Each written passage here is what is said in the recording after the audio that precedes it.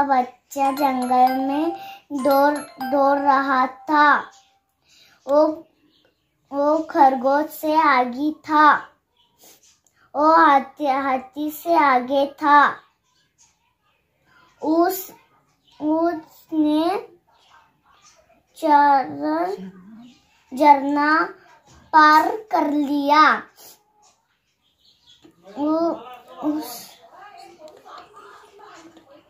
उसने टूटी दीवार पार कर लिया। उसे चोट लग घास पर एक बड़ा पत्थर था। उसे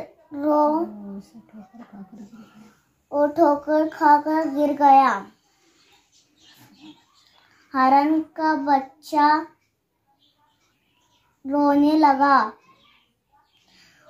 बंदर ने इसकी टांग सहलाई। हरण की बच्ची की आँख से आंसू बहने लगी।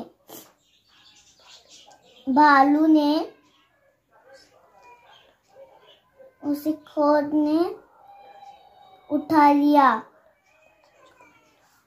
हरण का बच्चा चुप नहीं रहा। उसकी माँ आ गई।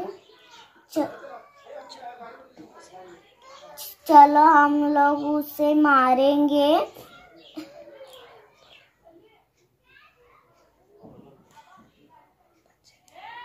बच्चे ने कहा,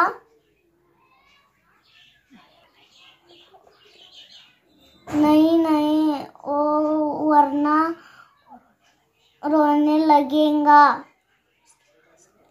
उसकी माँ हंसने लगी। उन्हें भी हंसने लगा।